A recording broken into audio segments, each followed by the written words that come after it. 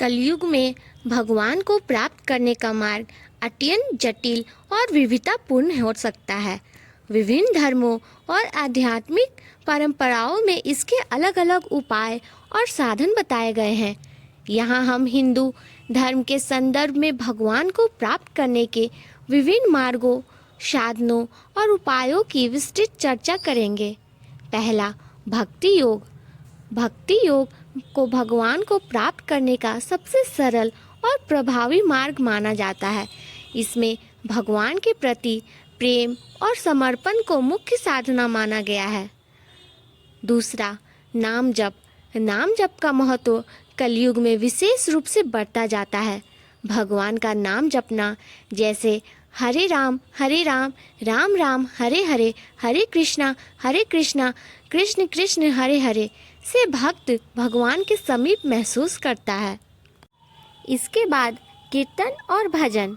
भक्ति, कीर्तन और भजन भी भगवान को प्राप्त करने का महत्वपूर्ण साधन है।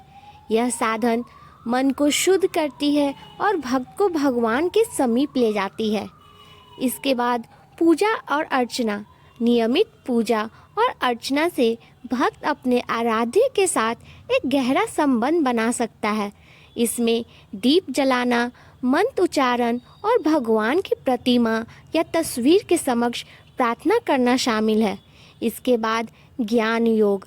ज्ञान योग के माध्यम से भगवान को प्राप्त करने का मार्ग भी कलयुग में महत्वपूर्ण है। यह मार्ग बौद्धिक समझ और विवेक पर आधारित है। इसके बाद वेदांत और उपनिषदों का अध्ययन। वेदांत और उपनिषदों का अध्ययन करके व्यक्ति आत्मा और परमात्मा के संबंध को समझ सकता है। यह ज्ञान व्यक्ति को भगवान के समीप ले जाता है। इसके बाद है स्वाध्याय। स्वाध्याय का अर्थ है धार्मिक और आध्यात्मिक ग्रंथों का अध्ययन करना। यह अभ्यास व्यक्ति को आत्मज्ञान और ईश्वर ज्ञान की ओर ले जाता है। इसके बाद है सत्संग। सत्संग का महत्व भी ज्ञान योग में अत्यधिक है। संतों और गुरुजनों के साथ सत्संग करने से व्यक्ति को सत्य और ज्ञान की प्राप्ति होती है। इसके बाद है कर्म योग। कर्म योग के माध्यम से भी भगवान को प्राप्त किया जा सकता है। यह मार्ग निष्काम कर्म और सेवा पर आधारित है। इसके बाद निष्काम कर्म। भगवत गीता में भगवान कृष्ण ने निष्काम कर्म का महत्व बतलाया है। किसी भी कर्म को बिना फल की आशा के करना भगवान को प्राप्त करने का मार्ग है। इसके बाद है सेवा। सेवा का महत्व भी कर्म योग पर अत्यधिक है।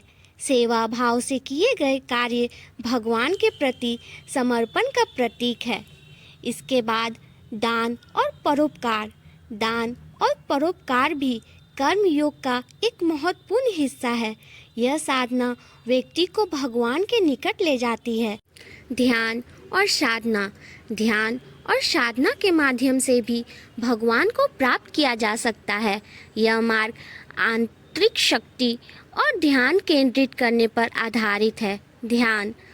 नियमित ध्यान से मन की शुद्धि होती है और व्यक्ति भगवान के साथ एकात्मक अनुभव प्राप्त करता है।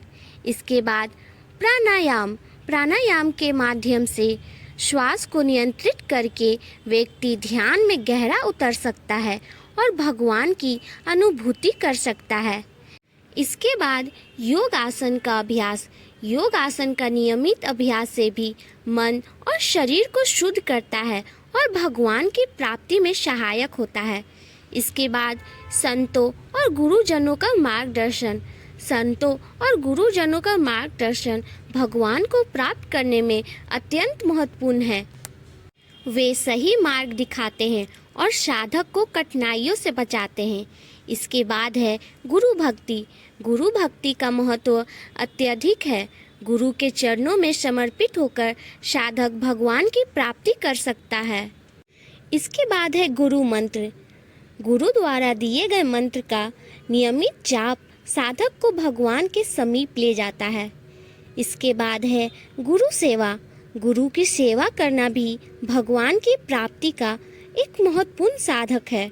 इससे साधक को आध्यात्मिक शांति और भगवान का साक्षात्कार होता है। धार्मिक अनुष्ठान और पर्व धार्मिक अनुष्ठान और पर्व भी भगवान की प्राप्ति में महत्वपूर्ण भूमिका निभाते हैं। व्रत और उपवास का पालन करके व्यक्ति अपनी इच्छाओं पर नियंत्रण पा सकता है और भगवान की कृपा प्राप्त कर सकता है। तीर्थ यात्रा का महत्व भी भगवान की प्राप्ति में अत्यधिक है। पवित्र स्थानों की यात्रा करके साधक भगवान के समीप महसूस करता है। इसके बाद है धार्मिक उत्सवों का आयोजन और उनमें भाग लेना भी भगवान की प्राप्ति का एक साधन है।